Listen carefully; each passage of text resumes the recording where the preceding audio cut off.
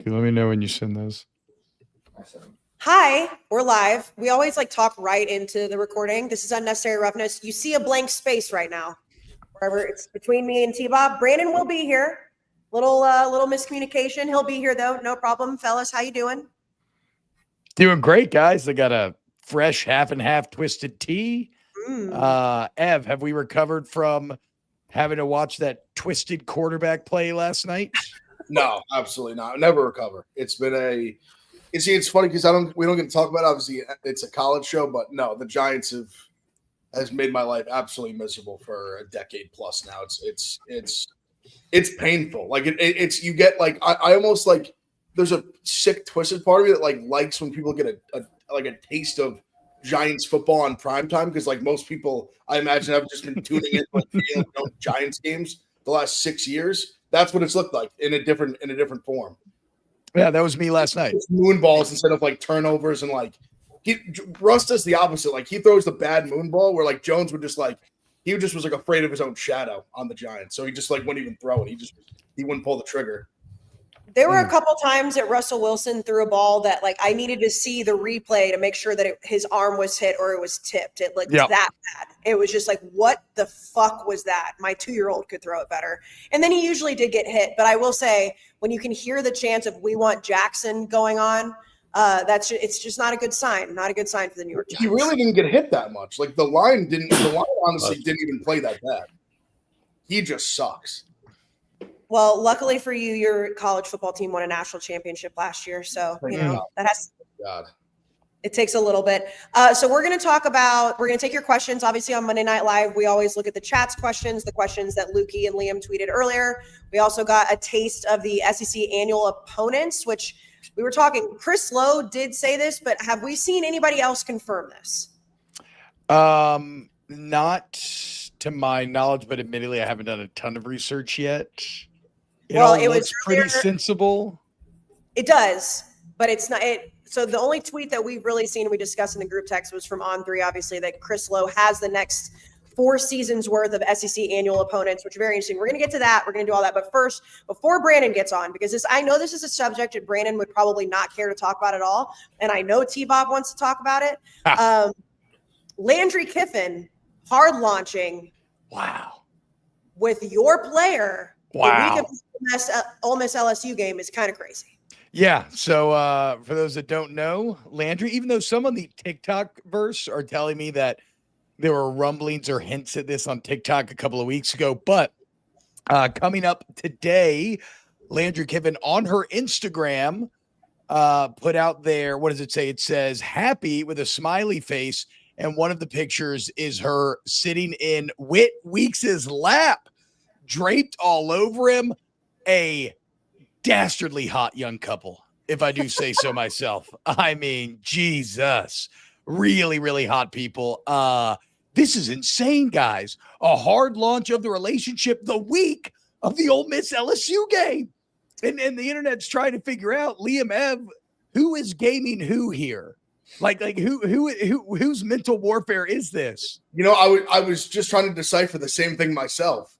That's what I've been trying to figure out since I've seen this picture. I'm because at first I'm Whit Weeks, you dirty dog, you slimy little snail, you. But then I'm you know what? She's hard launching week of. I'm is this a clout chasing ploy by her? And I'm not even saying the relationship itself. I'm sure he's a fine young man. He's obviously a great football player. But I'm saying to announce it this week of all weeks.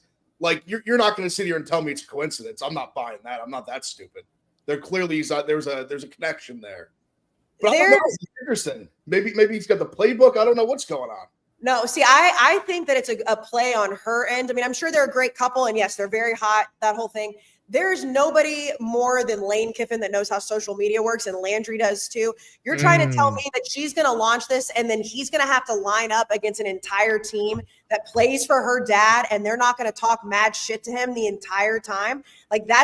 I guarantee she didn't even think about that. That was my first thought. It's just giving the entire Ole Miss roster just absolute shit talk on a platter, dude. I guess I wonder because because he's I'm fucking your coach's daughter. Yeah, I don't know how I don't know how they're going to clown him for that. He's the coach's little girl.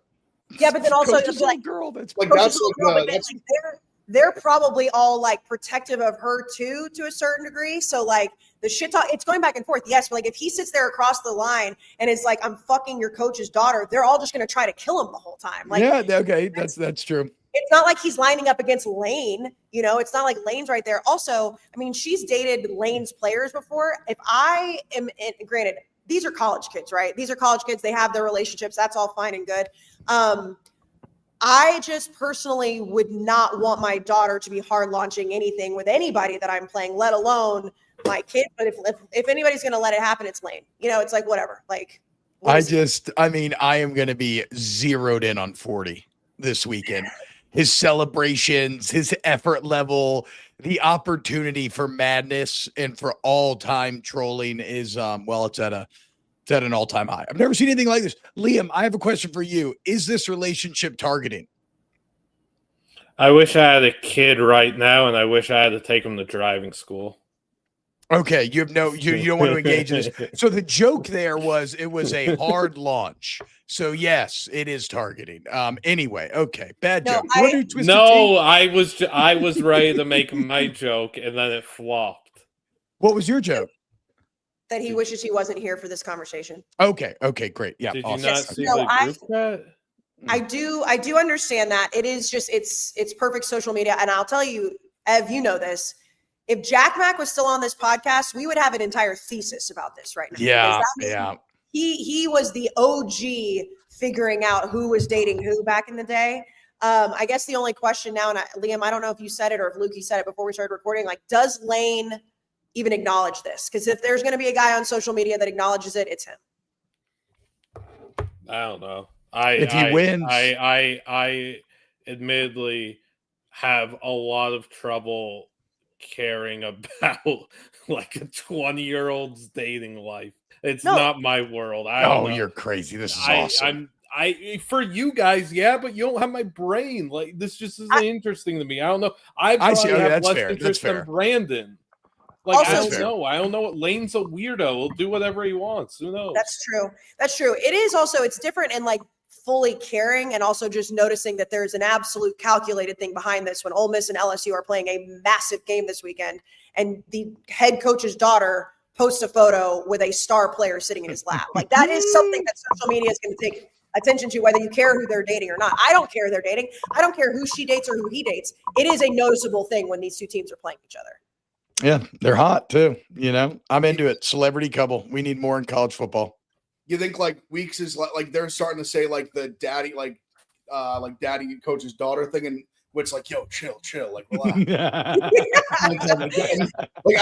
After the game, like a very win or lose, a firm handshake to Mr. Clifton. You gotta go deep web to web connection. Like, very firm. In his eyes, like win or lose, like, hey, like, great game. Like, have they met each other? Is the first time going to be after the game? It's a whole thing. It's what Saturday Night Lights was built on. Okay. Before we go into the SEC opponents, we got to talk about Twisted Tea. I know you already mentioned it. A lot of Twisted Tea is had on this podcast. Grab a refreshing Twisted Tea today.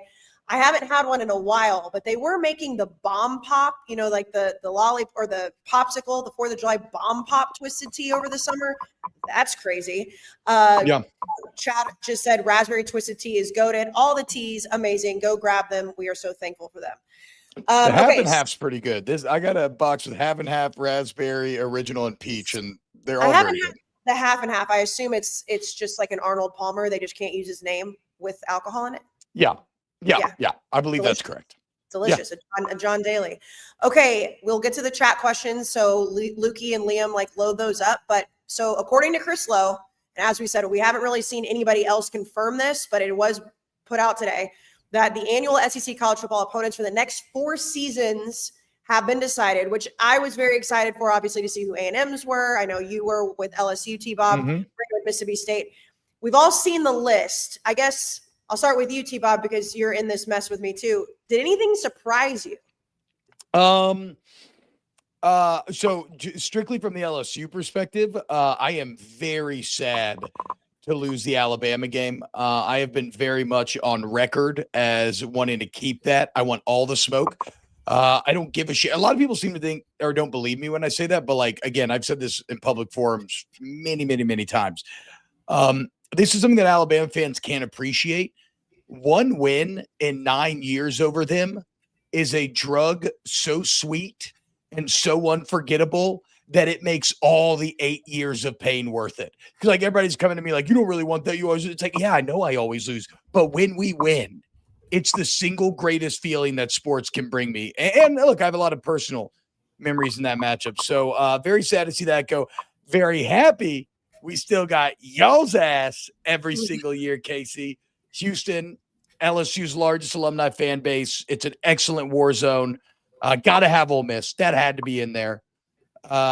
Arkansas, I've always had a soft spot for. I like the Golden Boot, but it does feel like they put Arkansas in there to try and even it out a bit and maybe not give three. Because that was a goal they've said from the beginning, right, was to try to maintain as many rivalries as they could while not overloading any singular team.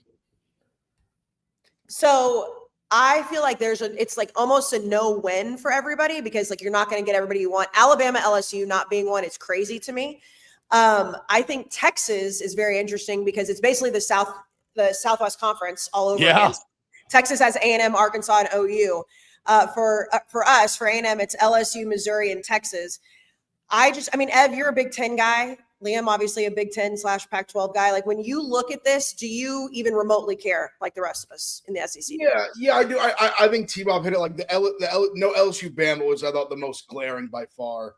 I think that was the thing that stood out most. The other one that I'd say stood out a little bit, I think Tennessee definitely got a favorable, keeping the Vandy and the Kentucky rivalry. Obviously, like Diego Pavia is not going to be there next year, so I don't know what that's going to look like going forward, but. I think, and just considering Bama, listen, Bama might still be good this year, but just a Sabanless Bama and then Kentucky and Vandy is a very, very good draw. Especially when they're on the rise. They do maintain all the big ones, though, right? You got your Iron Bowl. We got Texas A&M, which I know was questioned for a while.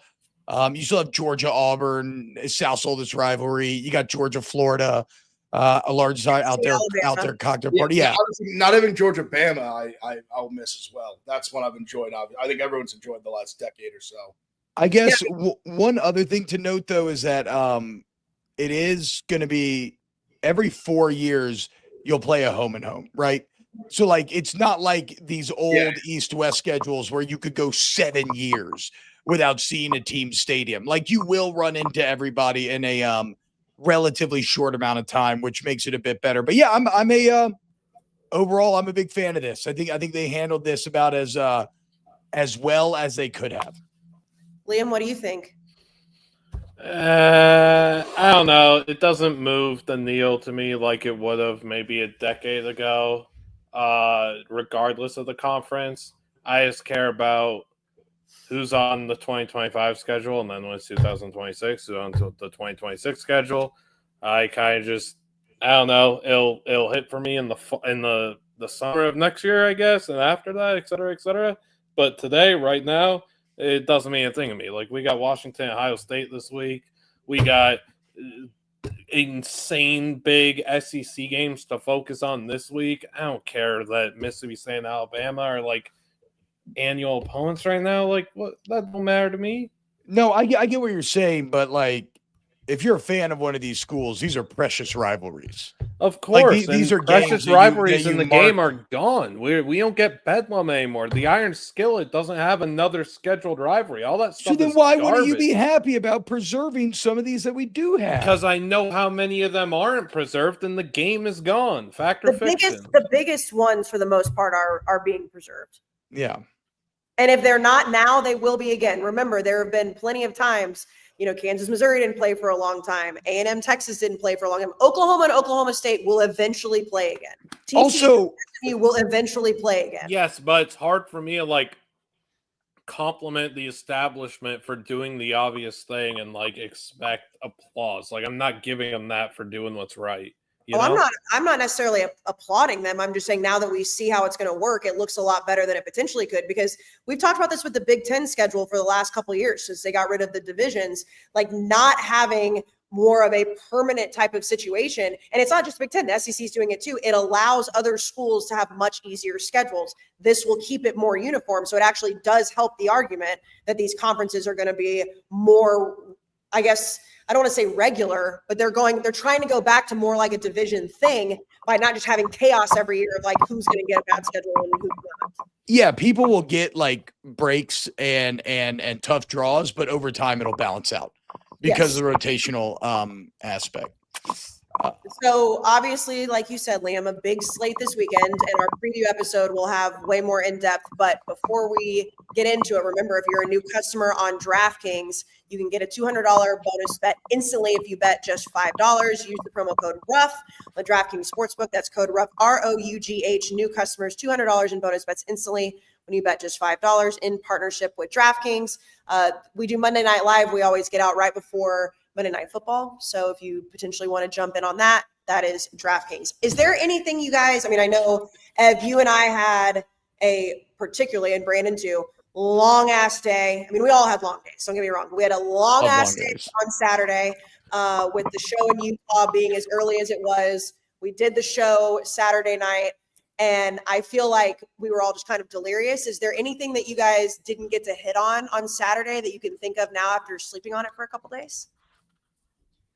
I mean, obviously, it just wasn't like other than I feel like the biggest are obviously just Indiana, how good they looked. I mean, Clemson's deader than dead. It just wasn't like the craziest week of college football overall. I thought Miami, even though I don't think Florida's good, I think their defense is very good. I thought they just showed kind of an ability to. I think Miami can win a variety of ways, which I appreciate, and I think will serve them well going forward. Yeah, it just was. It was like the calm before the storm. This is the week. This is like the week that if you're a college football fan, like casual or hardcore, you circled on the calendar. This is the big slate. I mean, like when LSU Ole Miss is like game number 3, like that's excellent. That's phenomenal. It's phenomenal. I got the text from our producer for the college football show, and like we start building the rundown on Mondays, obviously. And usually it's pretty easy. We'll be back on the road again this weekend. We'll be at Illinois. I don't know if we've announced that publicly, but we will be. That on the show. Oh, okay. So yeah, we'll be at Illinois for USC Illinois. But getting like the schedule, like when Jake sent it to me and he was like, "Okay, you got to pick only 3 games to start that show." Like it's crazy when you look at it. It makes me so happy that we do the show early so we can actually talk about it. But it is like when Brandon comes on, or maybe he'll say it on our Thursday episode. Like he always likes to name the slates once we get into like September, October. I'm curious of what he's going to say about this weekend because it's nuts. The big showdown Saturday. Yeah, it's the big kahuna. The big kahuna. T-Bob, anything you want to clean up from the weekend? No. I think we had a pretty wide-ranging show on Saturday, kind of like Ev touched on. Maybe the one team that we kind of avoided was Miami a bit. They remain so strong in the trenches that year. That feels like the separating factor. I don't ding their offense much for Saturday because I think that's more about Florida's defense. And Liam, anything? That'll probably be the worst Saturday of the college football season, which means that this Saturday with the stacked slate is going to deliver in such an unprecedented fashion. It's going to be must-see TV from dusk till dawn, or whatever the saying is, the darkness of the morning to the darkness of the night. It's going to be elite ball watching all day. I suppose the one thing to touch on, which has been spammed by members of the chat, and rightfully so, is Washington. Like Washington, Ohio State's a massive game this week. Washington's offense is humming on all facets. Like, again, DeMond at quarterback, he's one of the highest grade quarterbacks in the country. Jonah Coleman's been one of the top 3 or 4 backs in the country. Denzel Boston's been a top 3, top 4 receiver. Their defense needs to clean up, but Washington, Ohio State this Saturday, that's just finishing a thought because Washington puts a 50+ the other day, and they're a joy to watch, and that's the game I can't wait for. So that was my little cleanup from last Saturday. Ev, what do you think about that game? Where's your worry meter? It's a healthy respect because I think anyone that's like listened to the show even before we started the year, like I had DeMond top 5 Heisman, I had Washington in the playoff. Like I have a very clear documented respect for this Washington team, for their playmakers and offense that Liam just talked about. Like, I expected, when I saw the line, it was like 9.5, 10, 10.5. I expected that. I didn't think it was going to be like 3 touchdowns. I knew they'd have respect for Washington going across the country. They're an explosive offense. I'm honestly I'm excited because this is the game in Day's tenure. Obviously, he's lost the Michigan game. Like, he's been good in some big ones too, but he's been very good at like winning, like not dropping these type of games, like games that you should win, that you are like the better team besides last year Michigan game. But like, he's been really good at like winning these type of moments and having the team prepared. So I'm kind of excited to see like how they go out and handle that, like going across the country, like an electric quarterback that can run, that can throw, like NFL guys all over the offense. Like, I'm excited to see how they handle that. Yeah, it's definitely going to be an interesting game from that standpoint. A team that people have been yelling to. I know you said the chat was spamming Washington. I'm not looking at it, but I did get a few texts from my friends, which obviously they're biased. They were not happy we didn't spend any time talking about Maryland on Saturday. And I don't know. Yeah, a lot of people, like one of my really close friends, he was like legitimately upset that we did not give Maryland their flowers. So does anybody want to give Maryland their flowers? I mean, Malik Washington's an incredible quarterback, but I can't wait to talk about Maryland when they play someone. Like, I'm not going to go out here and give them credit for throttling the spoiled dairy raid. That spread never made any sense. That doesn't move the needle for me. Malik Washington's special. I can't wait to see how he continues his development, how he progresses, gets better. I hope he's a Maryland Terrapin for life. I hate that we've become accustomed to, this world has become accustomed to, ooh, look at this young, bright freshman talent on insert team here. Can't wait to see where he's playing next year. We got to stop doing that. Malik Washington, turtle for life. Shalik Knott's dope receiver, putting it all together. Maryland's fun. I'm finally excited to see them play somebody. The 4 games don't mean a thing to me. Ev, what do you think? Yeah, we hit the nail on the head. Malik Washington's awesome. It's just kind of like they need to, like, I think starting 4-0, like they have, like now they've earned the respect of like, okay, like now when you play a real team, like you have my attention. You have my full attention. I'm watching. And if they beat a real team or even over like competitive, I don't know their exact schedule, who they play next or anything, but Washington. All right, what are they? So they have a bye this week, so that'll be Washington will be coming off a big spot regardless of the result. That'll be like a massive. That'll be a fun quarterback matchup.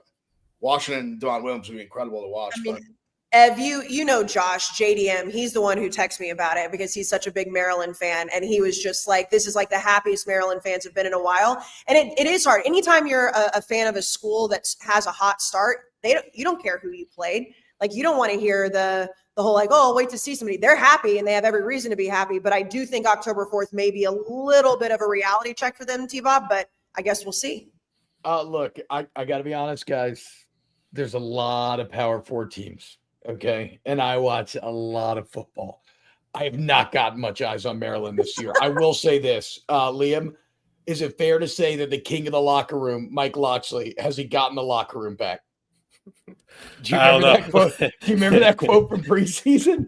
Yeah. He was like, even me, Mike Locksley, the king of the locker room. I lost the guys. Like, I think he's got it back, dude. Shout out Malik. I know, but the thing that happens with Maryland every year is they get off, they get rolling, and then the wheels fall off, and they end with like 6 wins. I hope that's not the case. I would love a very good, competent Maryland, and they've got the special talent at quarterback to do it.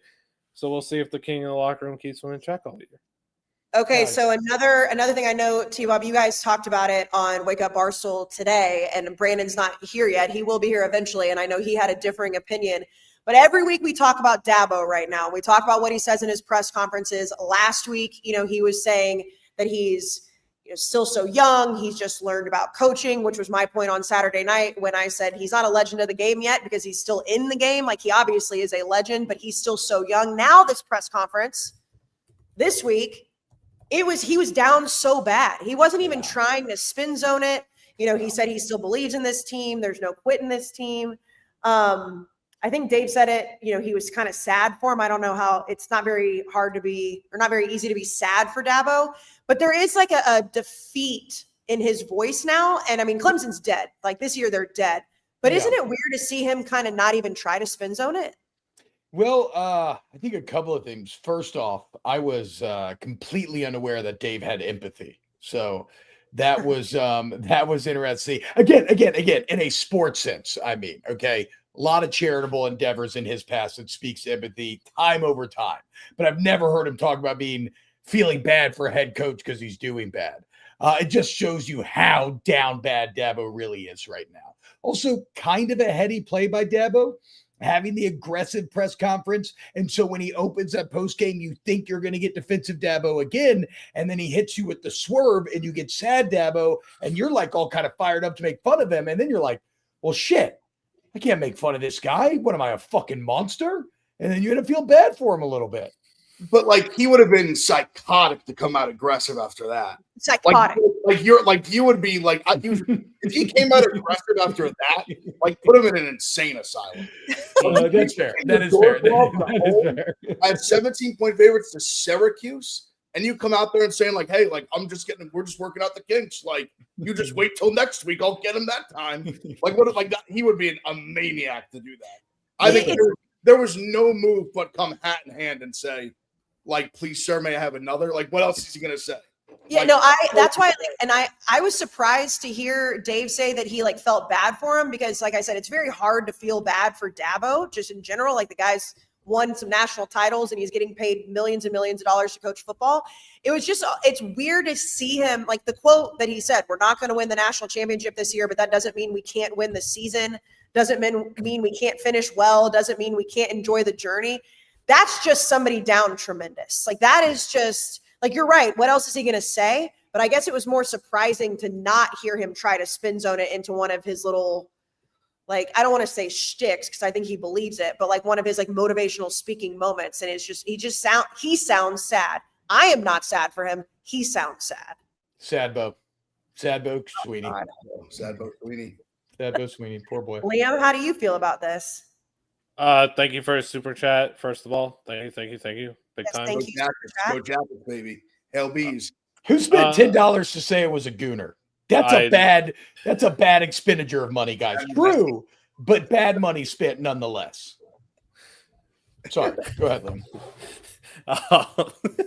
They did.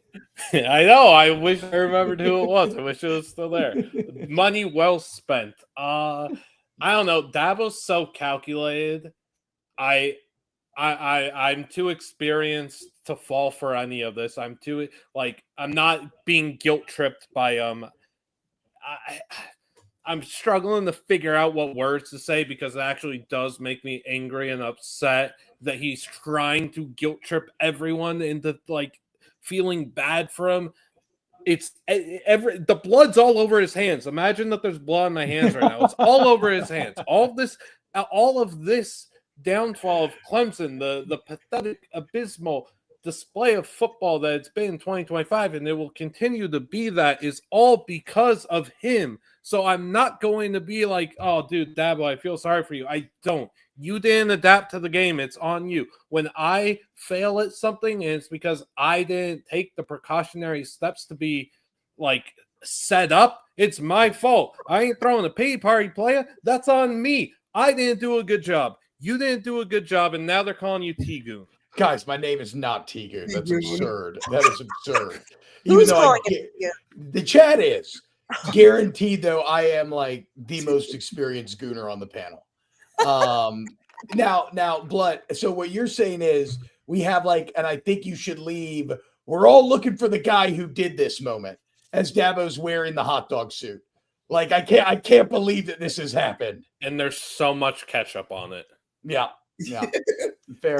Liam, have you always had this low-key hatred for Dabo, and now it's not hatred. It's not hatred. It's just my honest truth. I have been outspoken. Like when I had a college football podcast that nobody really listened to, when I did that, I was saying the same things about that. But I thought it was asinine that people were kind of calling him a top 5 coach because I believed that they were failing to hit expectations year after year, and it greatly annoyed me. And I like Dabo. I love Dabo because he's so unique. He's refreshing. He's funny. But I got to call it both ways. I got to call it how I see it, right? I love what he's doing. But on the flip side, honestly speaking, I ain't falling for that garbage. I'm be entertained by it, but you ain't getting me. He's not gaslighting you, huh? No, I've seen the movie like 13 times. It's the only movie I've seen. So you just think that I'm soft with this one too, I guess. I'm not sad for him at all, but I don't think that he's trolling us with this one. No, I'm sad for him. It's calculated. No, Liam's right. He knows what because No, and T-Bob, you said off the top, like he knew there was only one way to play that game to the media. Yeah, you're right. You're probably right. Like there was only one play. It was just come hat in hand and say I'm sorry. I don't know what's happening because he doesn't know what's happening. Like Liam said, the blood's on his hands. I don't feel bad for him because it's his fault. Yes, it's because of his stubbornness, his unwillingness to adapt. Like and he can't rally the troops anymore. I mean, many are saying Ohio State killed him in that playoff game with Fields. they haven't been the same since. They that day they died as a national title contender.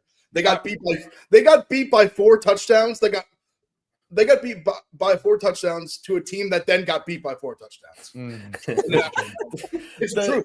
I'll say that's my own team. I watched us get mollywopped by Alabama in the national title game. And what they did to us, we did to Clemson. Welcome to the club. All right, that's enough Dabo, guys. That's enough Dabo, right? No, I know. Right? It's just yes. It is astounding how bad Clemson is after not just the hype they had, the amount of us, me included, that thought that they would be a national title contender. That's all I'm saying. So obviously I've mentioned Game Time before on this podcast. We're going to mention it again. Game Time is back. Ev, you and I will be in Champaign, Illinois. We will be there for the USC Illinois game. But there are amazing games all over the slate this weekend. There's NFL games going on, baseball games, concerts, everything. And Game Time is the best app to take advantage of they have all the hacks, guys. When these ticket companies, they don't have you in mind. Game Time absolutely does. The fees are always included, and what you see is what you pay. I was recently looking at some concert tickets because Machine Gun Kelly is going to be going on tour pretty soon. I will definitely be there. Thank you to Game Time. So take the guesswork out of buying any tickets, including college football, with Game Time. Download the Game Time app, create an account, and use code RUFF, and you get $20 off your first purchase. Terms do apply. Again, just create an account, redeem code RUFF for $20. Swipe, tap, ticket, go download the Game Time app today. Okay, so Lukey and Liam put out a tweet earlier today to ask questions, and I know Brandon usually gets to pick and choose, so I'm going to pick and choose to ask you guys do that. And then after we get through these, we can have, I guess somebody can look in the chat. I can't do both. If I read the chat and try I'll to look at the chat. I got it. All right. So Seth says, is Lane to Florida a realistic possibility? Who would be a better replacement for Dabo and Fickle if they get canned? 2 questions back to back. So Ev, I'll start with you with the first one. Is Lane to Florida a realistic possibility? 100%. I think it's definitely possible. I think it'd almost be crazy to say it's not possible.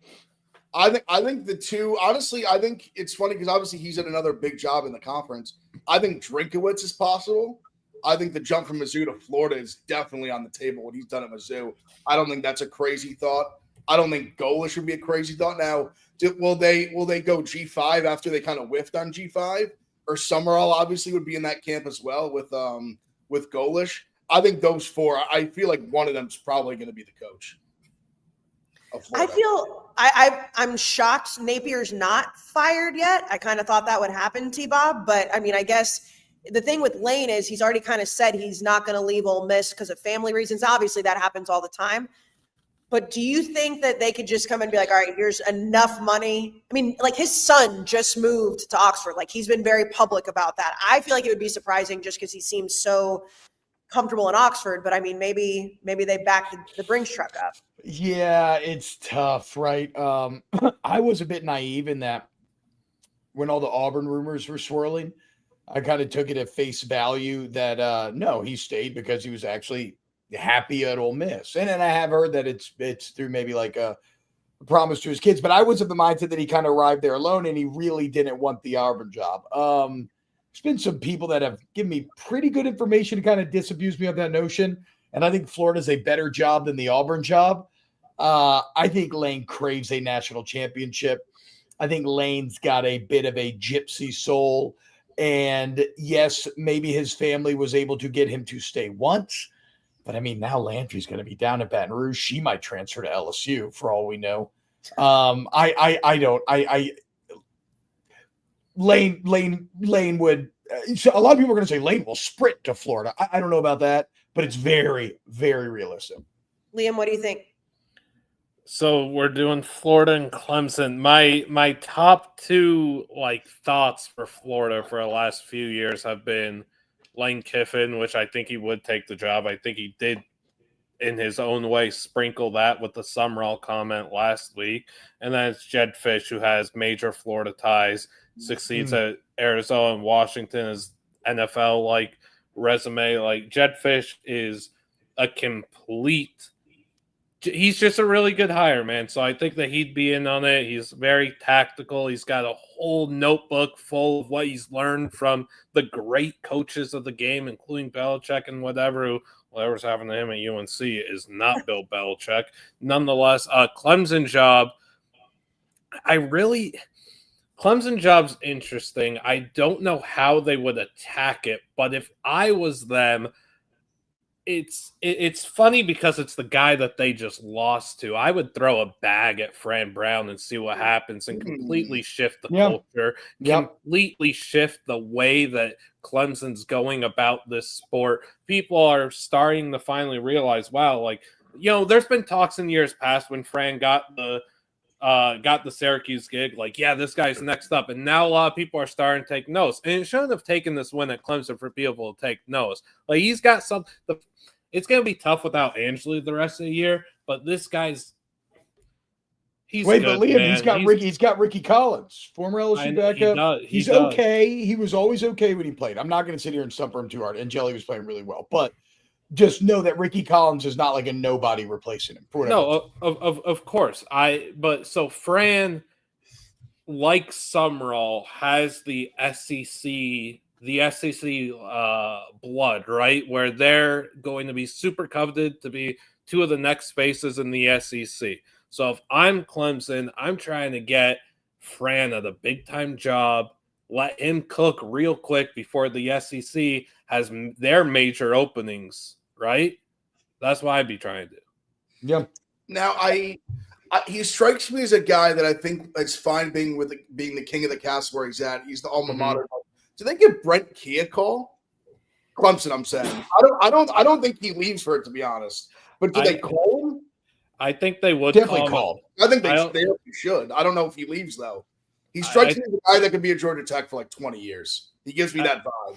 I think that they'd make a lot of calls that might not get picked up. I think they would crawl back and call Venables. I think that's something that they would do, man. Ooh, it's sad. You also have. I think Oklahoma's a better job, though. Probably. I agree. I don't think he would take it. You have to take a call from Clemson at any point just to hear the money situation. Signetti will get a big time call. Yeah. Okay, Ev, this one I'm going to start with you. Bo Crawford, true or false? Clark Lee will continue to win after Diego Pavia is gone. Wow. I don't know. I like him as a coach. Like, I think what he's done, you have to respect it. It's so hard to say because you just don't know what they're going to have after. Like, Stowers is a big time talent. They have some NFL talent on the team, and Pavia, respectfully, probably, I'm sure he's going to get a shot by somebody, whether at camp or something, but just a smaller guy. I don't know. It's so hard to say. I'll say true. Like, I'll believe in it. I'll believe in Clark Lee because I think he's just a good football coach. It's just hard to. It's hard to say when you just don't know who's the next quarterback going to be, like how they're going to do in the portal, recruiting, all that. But I mean, it should be all improved with the kind of season they're having and the kind of couple seasons they put together now. T-Bob, what do you think? Yeah, I think true because he'll find the next quarterback in the same way he found Pavia. Maybe one of his highest ceiling. Maybe he'll have a higher ceiling. You never know, right? But in the transfer portal era, if you're a good coach, it's not to say that you're going to have 100% hit rate. But I do think Clark Lee's a good coach. And so, yeah, I think he'll still have success. They'll be winning more than when he got there. Yes. Maybe they won't be experiencing the highs of the Pavia era, but the transfer portal always gives you a chance. Well, and he also, to me, I mean, not that, there hasn't been coaches that have made Vanderbilt interesting, but he does, it's more of an attraction now to, we used to just be we're still in the SEC, it's Vandy, keep it moving. The fact that we even have to, regardless if Diego Pavia is there or when he's gone, that conversation has been happening for the last couple seasons. And that, to me, I mean, he could definitely go recreate that. I don't know if he can go get another Diego, but he can continue to create that buzz at least. Liam, do you have any thoughts on Vandy? I mean, I just echo everything Ev said, and then I add on that while it is his alma mater, it's a very tough job. It's a tough place to win consistently, and one of the two toughest conferences. We'll see what happens in the offseason, because this is another guy that's going to get big-time calls to be a big-time player at a big-time school. Now, again, will he take that? He played fullback at Vanderbilt. That program means so much to him. He's from Nashville. But money talks. The opportunity to win big talks. We'll see what he does. Also, has history coaching at UCLA. We're not a big-time player. We're not a big-time program, but he's on our list. Have you ever noticed that he looks exactly like a white Eric Andre? No. It's fucking insane. Look at it next time. I'm about to go look at that. Okay, T-Bob, you've got a question. This guy's name is officially a Pat Kelsey guy. Name's at Vil Caleb.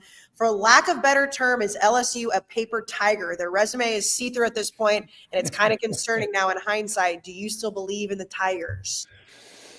It's not great. It's not great. I believe, because I think the defense is good, and I think there's enough talent in the offense where you should figure it out.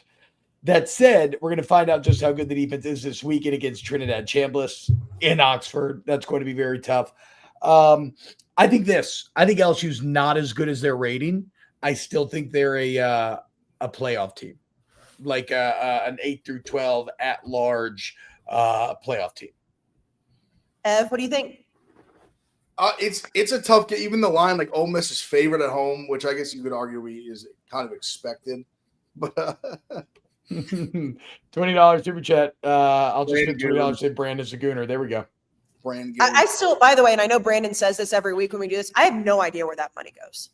Does it just go into like the Barstool YouTube account? Like I have no clue. Or there's the Roughness YouTube account, but who knows where that goes. Liam, do you have access to it? Is that where you?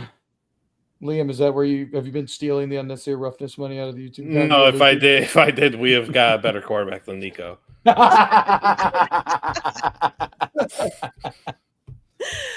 LSU is like in this weird, like, because they're riding so high off the Clemson win, and then obviously that's aged poorly. This is a week like Ole Miss. I don't think Ole Miss's defense is stellar.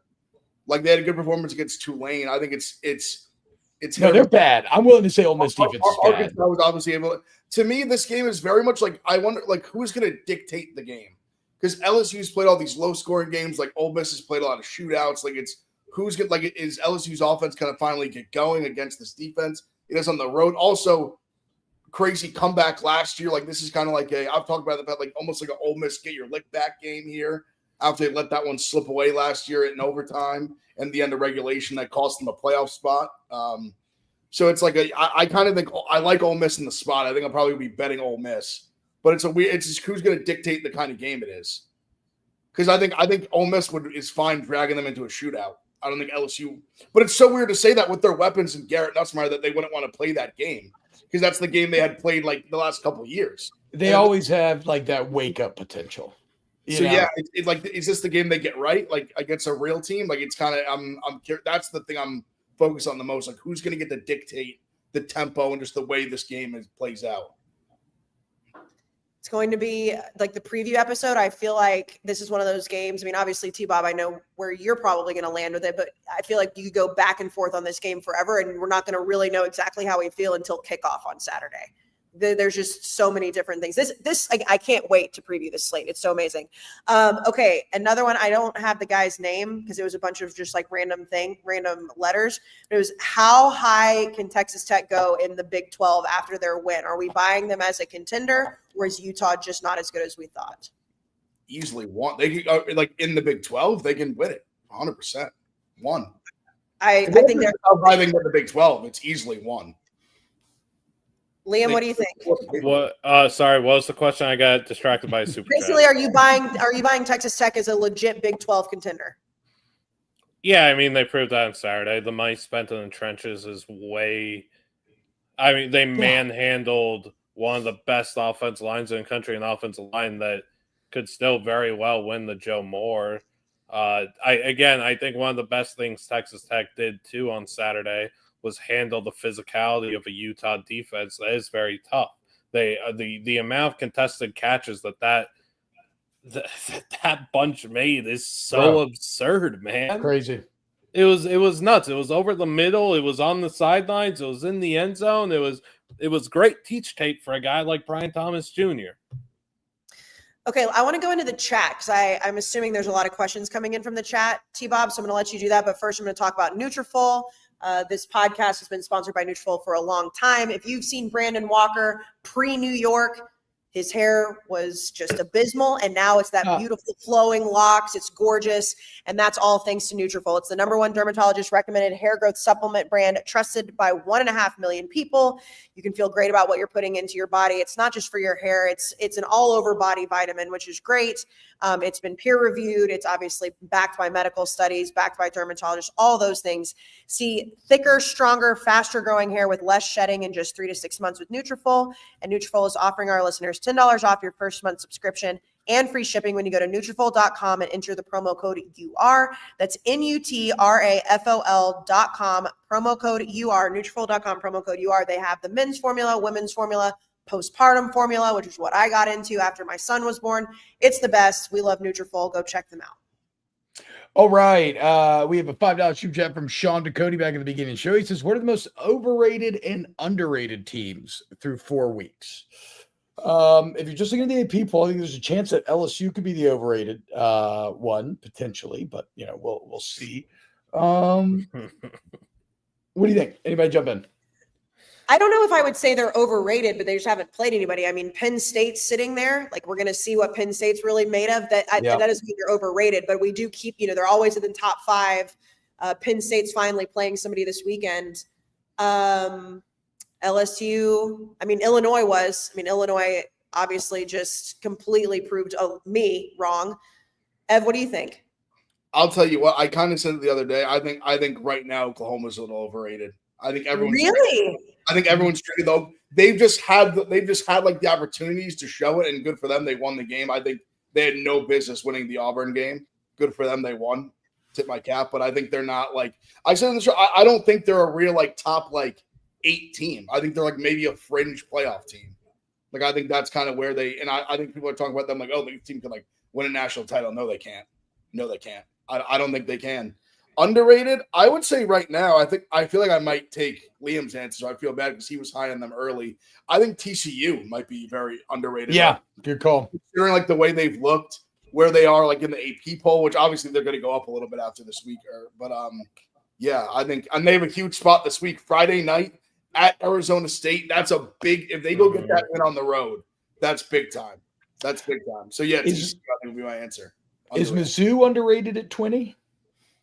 I think they're rated fair. I still think that I think that they should be ranked higher, but like it's not something to go to war over, right? Like at the end of the day, I still think that they're a playoff team, and I'm fine with them at 20 right now. I don't know. I feel like Oklahoma is getting a ton of credit, and there's reason they should because they've played really well. But even their first game against Baylor, Ev. That was Auburn. That's Auburn. So yeah, so you're right. That's my bad. My brain is not working. But the Auburn defense is incredible, and John Mateer was able to do it. I understand he didn't have like a absolutely unbelievable night, but he was able to do what he needed to do against Auburn's defense. I don't know. I'm saying something way out of pocket here that will almost assuredly not be true, but the Oklahoma team has the potential, perhaps, of like a Cam Newton Auburn-esque run. I don't think the ceiling's nearly as high. Cam Newton's the best football player I've ever seen in my life. But that team, that Cam Newton Auburn team, was not that good at the beginning of the year. Like they were winning a lot of games, very close OT battles, and they kept appreciating. Maybe this Oklahoma team does that. I think Ev, you're probably more with you, but we'll Oklahoma has a run in their schedule where like if they get through the season with 2 losses, I would be like Oklahoma. Oh yeah. Well, especially after their season last year. So it's not like a total disrespect. I just think they're getting put in this pantheon that I don't think they truly belong in right now. I think they belong in that like second tier of like the like third tier of the elite. Not like they're not like a top 5-6 team. Liam, I got a good one for you from the super chat. Sorry, Kayce, do you got anything? No, else? I was going to say like another team I feel like, and I'm falling into this trap too. Like I very much like Miami. Is Miami getting overrated? I don't think so. I don't think so, but I've seen people on Twitter saying that they ended up blowing Florida out at the end, but they did keep it pretty close with Florida, who's not great. I don't think they're overrated. I actually I have them in my number one team in the country right now, but that's more just me because Ohio State beating Texas now at this point does not look great to me either. But there are a lot of people saying that Miami is overrated at 2 in the AP poll. Well, by mathematical definition, if you have them at 1, there's a very good chance they're overrated, right? Well, right. Just how it works. No, I'm just fucking. I'm okay saying that because I like watching this team play. I think that they are unbelievable, and I think Ohio State is too. But Ohio State beating Texas is not impressive like I thought it would be. So I have that for this week. That's probably going to change, whatever. But do you think Miami is overrated? Maybe a paquite, maybe a little bit, just a tiny, teensy little bit. This is a good question for you, Liam. Eddie Rain, a $5 super chat. You're now talking about Jaden Mayava for the Heisman, even though USC defeated Texas A&M, LSU, and UCLA last year. Disappointing. Well, I was going to. Let me circle back to the last question so I can answer this one. Overrated, I completely agree with Ev. Oklahoma's team for me. I don't think they make the playoff, whatever. Underrated, teams I would have underrated. Washington, it's apparent that they don't have a single vote to be a top 25 team right now. Win or lose against Ohio State, that's a top 20 team. Ev and I see eye to eye there. They have, again, one of, if not the best quarterback, running back, wide receiver trio in the country. Give them some respect. Again, elite head coach as well. I would also say TCU, agree with Ev, is extremely underrated. Another team with just a lethal offense, lethal passing attack. Then got a guy like Bud Clark defensively. That's a really good team. Another team, USC, potentially pretty underrated. I hate to say it because I hate Lincoln Riley's face. He probably hates mine too, which respect, playa. But I like USC's offense is humming, and he has another guy, Jay Mayava, who showed flashes of brilliance at UNLV, and I don't understand why USC fans, they go and they tweet me, and they're like, dude, why you never talk about Mayava? And I'd be like, dude, why didn't you ever pay attention when I talked about him at UNLV? And was like, oh, shoot, Georgia's in on him? Yeah, there really is something special there, man. And then he swerves and he goes to the Caleb School of Cosplay at USC with Lincoln Riley, and he went through some up and downs last year, but he's really, again, hasn't been the most difficult schedule at all through 4, but he's balling out, and he's just so precise, accurate. He's reading the field, scanning things very well, and it helps. Like Waymon Jordan at RB1, Eli Sanders RB2, absolute dogs in the running back room. They throttled Michigan State's defense, which is blah anyway, without Jacoby Lane. Jacoby Lane's one of the premier wide receivers in the sport. Makai Lemon doesn't get near enough love. Makai Lemon's going to end up being a better NFL player than college football player just by name brand, I think. They have so much speed, wiggle, explosiveness. It greatly annoys me that Lincoln Riley now gets to just say, hey, man, look at me. For what it's worth, Mayava right now, 71% completion, 1,200 yards, is 305 per game, 9 touchdowns, no picks, and an unfucking sustainable 12.7 yards per attempt. Currently leading the country in passer rating. So, guy to watch. Also, sorry, why I'm not talking about him for Heisman is maybe because I went to the Pardon My Take school of Heisman propaganda, and I'm trying to use that for Dampier, which failed. I'm trying to use it for Damond Williams, 9-1, no big deal. And I'm trying to use it for Ahmad Hardy, 250-1, who's now 60-1, no big deal. Maybe I'm trying to boost my own propaganda. Shout out DraftKings odds. There you go. I was looking at the Heisman today. It was crazy. Bo Fabrilla was 35-1 and Jackson Arnold was 40-1. What? Jackson Arnold, Big F. Jackson Arnold was 14-1 before the Oklahoma game. If you want to have a little, whatever, Liam. You wish you were him. You wish you had his life. I do. We didn't talk about that. If anybody's not so deep in the college football weeds, I'm not actually saying that the Liam Jackson Arnold told that to a fan leaving the stadium. I love Jackson Arnold so much. I wish he could throw a consistent football and make Cam Coleman and me happy. 10 sacks. Just hellish. Truly hellish. More must win for Penn State or Oregon. Thank you, Grizz, with the $2 super chat. Penn State, 1,000%, Easily. 1,000 billion trillion percent rubber stamp. At home, they have all the. They're a team that they've been underwhelming. Aller's been very underwhelming. They have all the hype in the world. They're still kind of getting this hype that, respectfully, they have not earned still. Like, people are putting them still like 1-2 in the poll. Like, why?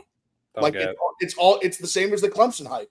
And listen, they went farther than Clemson did last year, but they also had a very lucky, easy road to get to Notre Dame. Like, they're a good team, but like, show me, win this game, and they'll earn that respect to be like really a top 2-3 team.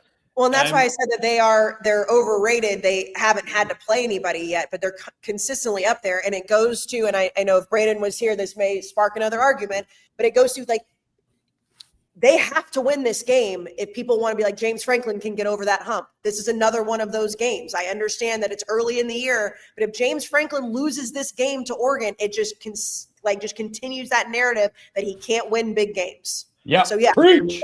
Dan Lanning proved he could last year. James is not. Sorry. No, I'm saying just that narrative will keep getting kicked down the road like a can. If he loses, it's going to be, can't win the big one. Can't beat good teams. And great teams, I should say. Can't be great teams. I would, if we want to do more overrated teams, it is hard to say Penn State because they haven't played a game yet. But in the Fugazi football that they have paraded out there on Saturdays, the offense ain't looked so smooth. The Drew Aller effect still hasn't looked so good. And it's hard not to just think once again, hey, Penn State, James Franklin, you have the raw NFL talent that we drew over for Drew Aller. I believe he will be a good NFL quarterback. We are starved for another one. You just didn't get the most out of him at college. It's pathetic, it's sad, and it's an indictment on your quarterback development and eyes. I feel like we're headed down the road again, where it's same old Penn State. And you know what? I've learned, I can't speak for others, I can only speak for myself. I've learned over the years that sometimes when things happen time and time again, there might just be a reason for it. Connect the dots. No, and I know what Brandon would say if he was here, and he has things he needs to handle tonight, but he would say, well, the narrative doesn't change until the narrative changes. And he said that in the past. And I know he would say that about James Franklin right now. I just think this is who James Franklin is. I think we've seen the ceiling of what he can do. Obviously got them far in the playoff last year. They didn't have a hard road. I just don't see him ever taking that next step and winning them a national title. If they go out and beat Oregon this weekend and everything looks good, then I give him a little bit of props. It's just he has not proven in his very long tenure at Penn State, he's not been there for a couple of years, that he can win these games and it matter down the road. So until he proves me wrong, I'm going to keep saying it. But don't you love when somebody does prove us wrong? It gives you hope for it gives you hope for yourself, right? That I too can change, that I can be like this my whole life, and then maybe I can turn over a new leaf. Like, those are the stories in sports that I really love. If he wins this one, I'll give him all the respect. Yeah, I'll be like I'm saying in terms of like you beat a real ass team. That's a real fucking like it's a real ass team. That is very true. Team that you beat, regardless at home, regardless we're going to come across the country. That's the state of the Big Ten right now in college football. If you win this game, I'll be impressed. I won't hate. They haven't had to play anybody yet, and we've done this for so long now that every year, there's a few takes that circulate on the podcast and that, kind of get a life of their own. Drew Aller versus like me and like Brandon Walker loving Penn State and all the James Franklin stuff. Like, if they win, we have to admit it a little bit, but that's one this year that is just like, there's a lot of hate behind it. Carson Beck would have been that way if T-Bob wasn't so wrong straight up about Miami. That one died quick. Hey, what are you going to do, dude? Sometimes you think you know something and somebody proves you wrong, and that's fucking awesome, because Beck took it and he shoved it up my ass, and I'll take that, man. Those storylines, these narratives are what make sports great. It is unscripted entertainment.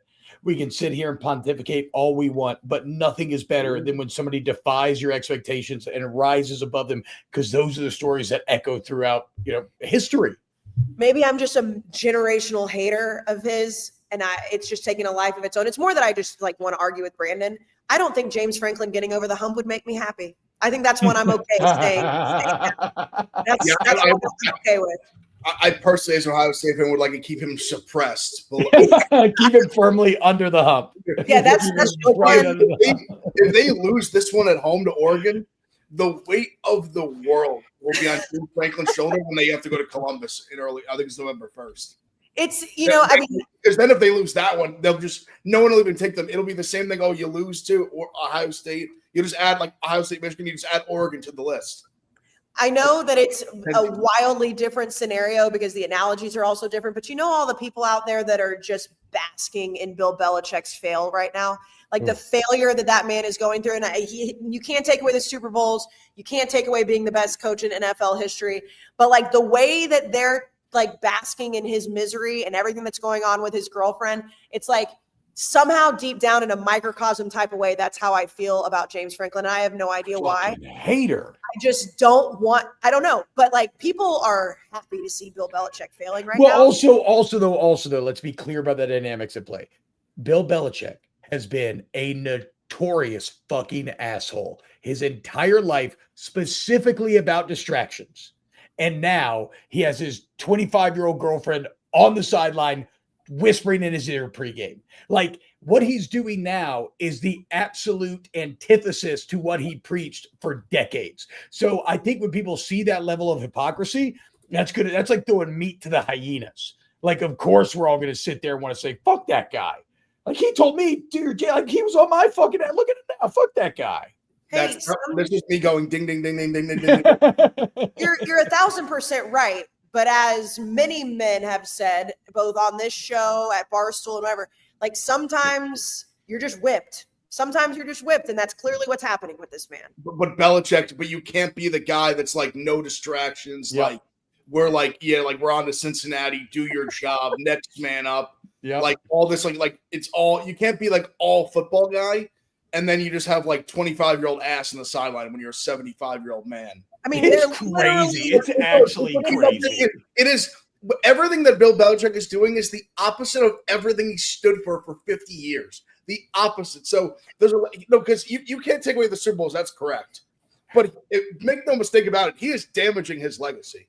Make no mistake about it. Bro, if I was in North Carolina, a massive stain on the kind of coach that he is. And I'm telling you, if Andy Reid goes and gets one or two more, it's going to Bill Belichick's not going to be the best. Oh, that's a good call. Like that, I think that narrative's already changing because of this and how good the Chiefs have been. I think this is a college football show. I'm telling you, his legacy is just sliding down a mountain right now. It is, and I think that it is very clear why that's happening. He's got a girl that's 50 years younger, probably throwing it back like he's never had before. Tommy Jersey probably blowed his goddamn mind, dude. You know what I mean? Who among us? Who among us? His legacy. He's throwing his legacy away. Again. I hope he's sucking the soul out of him. Yes. Evan's right. Like, yes, like who among us? Yes, but also like he is sacrificed his legacy. But yeah, maybe it is that good. Also, if I was a North Carolina booster who paid for this guy, I would be beside myself with fury. Yeah, if I wasted $1 million hiring this guy. Become a Duke fan? Just start investing in Duke basketball, maybe? No. Maybe it'd be like I would maybe like a Clemson fan and go get Fran Brown. I don't know. I really like that Fran Brown and Clemson plan we made tonight. Thank you. Okay, before we'll do a couple more. I know Monday Night Football is about to start, but hey, dude. Oh, okay, we got more. You want to do more? Or you got it. Right, let me do Hey Dude and then do like one or two more. Okay, cool. Hey Dude. This week's episode is brought to you by Hey Dude. What's better to kick off the football season than the official shoe of tailgating? We talked about Hey Dude. We wear it all over Barstool. It's the best just slide-on shoe that's comfortable to walk, to play golf, whatever you can be. It's like the easiest shoe to keep by your door. And if you need to like run an errand really fast, Hey Dude, they look cute, they're comfortable, and of course they're the best for tailgating because your feet will stay comfortable the entire day. For a limited time, go to heydude.com/Barstool and use code UR20 to get 20% off the Hey Dude Barstool collection. Got our own collection, boys, on Hey Dude. That's code UR20 to grab 20% off all of our favorite styles. Order yours today and experience comfort all season long. One thing that we should have mentioned with Bill, the real loser is Steve Belichick. Because Oh, he yeah. had it going at Washington. They were the second best pass defense in the country last year. Damon Williams, good staff, they're winning. And then dad makes him come fucking work for him again with Jordan lording over him. It fucking just absolutely sucks for Steve. Do Anyway, you think she's asked him to call her mom? I hope so. In a 90s movie, she would. I don't think that exists now, but if this was the 90s movies, 1,000%. I would love to get his unfiltered thoughts on it. Like, I wish we could just like inject truth serum in him and like tell what Steve Belichick really thinks of this whole thing. Well, there was that drama a little bit ago where we had Steve's wife or girlfriend, I can't remember the exact details, liking posts talking about how like this is all very fucked up. I just can't So imagine they that. definitely talk shit constantly. Like you said, it's ruining his credibility. Like he Yeah. had on his own, separate from his father, put out like a very nice season defensive coordinator, like incredible job by him. And then he comes over here, and now it's all like, because I mean, you can't just hire Steve Belichick after this mess. If you're North Carolina, you can't do that. You just cannot do that. No shot. Josh Carter, $5 super chat. Miami only leaves the state of Florida once until November 22nd. What? Do you know they play one game over the next 20 days? I think it is, or like from whatever, like Sunday, I guess, yesterday. But how? They go by game by? I think they do. I saw a couple people saying that they play one game over the next 20 days. Good God. Gus Van Berg says T-Bob took my comment, cocksucker. Oh, I thought it said look at my comment. Never mind. I'm sorry. I mean, Monday Night Football is about to start. Obviously, Brandon never made it. That's okay. We pick it up for our teammates. We'll all be back Thursday. We'll record Wednesday, Thursday. We'll do a full weekend preview of this awesome slate that's coming up.